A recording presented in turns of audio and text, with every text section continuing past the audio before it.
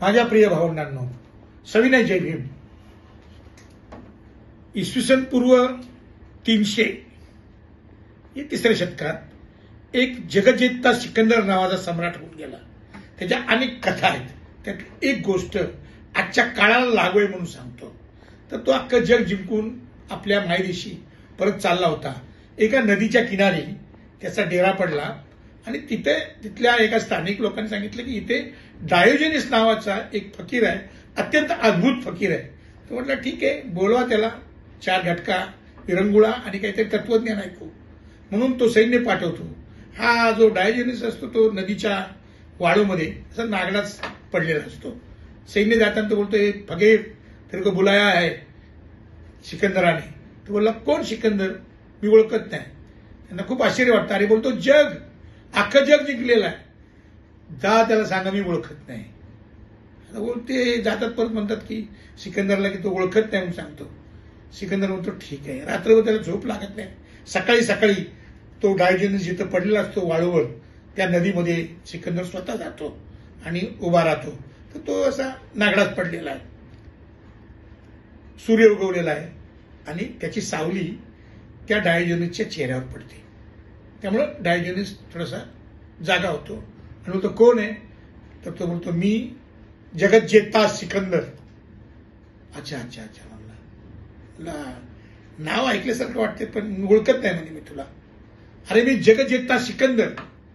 तो म्हटला, जगज्जेता म्हणजे काय? म्हटलं, अख्ख्या जगाचं राज्य आहे माझ्या हातात. तर म्हटलं, काय तुझ्या राज्याची किंमत रे? लय राज्य करतो, काय किंमत आहे तुझी?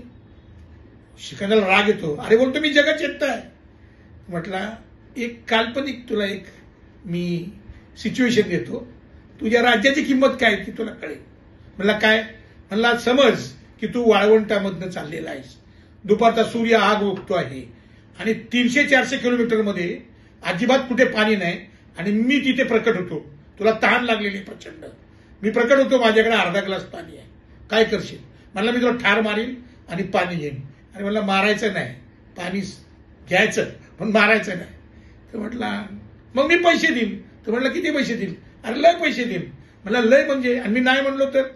म्हणला, मी तुला अर्ध राज्य देऊन टाकेन. आणि मी बोललो की मला अर्ध राज्य नाहीच पाहिजे, मी तुला पाणी देत नाही. म्हणला, काय नाही, मला जिवंत राहायचंय, मी पूर्ण राज्य देईन. अरे बोलला, सिकंदरा, तुझे राज्य करतोयस ना, त्या राज्याची किंमत फक्त अर्धा ग्लास पाणी आहे. किती? अर्धा ग्लास पाणी आहे. सिकंदर असा दचकतो. आज आपल्या महाराष्ट्राचे मुख्यमंत्री एक कुणाल कामराच्या नादाला लागलेले आहेत. आता एक कुणाल कामरा मला हे नागड्या फकीरासारखाच माणूस वाटते, मी ओळखत नाही. त्यानं काय गाणं लिहिलेलं आहे, त्याच्यामध्ये ते ज्याचा काही कुणाचा अपमान झालेला आहे त्याचं नाव नाही, ते शिंदेचं नाव नाही, तरी गेल्याने त्यांनी ते स्टुडिओ तोडलेला आहे. आता त्याचं नावच नाही. त्याच्यावरून मला एक दुसरी सिच्युएशन एक आठवली. राहत इंदोरी नावाचा एक मोठा शायर होऊन गेला. त्याने इमर्जन्सीमध्ये इंदिरा गांधी राज्यावर होत्या तेव्हा म्हटला होता कविता म्हणताना की सरकार चोर आहे. ते पोलीस आले त्याला घेऊन गेले. तर तो राहत इंदोरी म्हटला की मी काय बोललो? मला सरकार चोर आहे बोलला तुम्ही. म्हटला, हो मी बोललो ना सरकार चोर आहे, पण मी कुठे बोललो की इंदिरा गांधीचं सरकार चोर आहे? तर तो इन्स्पेक्टर बोलला, एवढे का आम्ही बुद्ध आहे का, आम्हाला कळत नाही का कुणाचं सरकार चोर आहे? तसं झालं की गद्दार कोण आहे? आता हे सांगायचं काही गरज आहे का?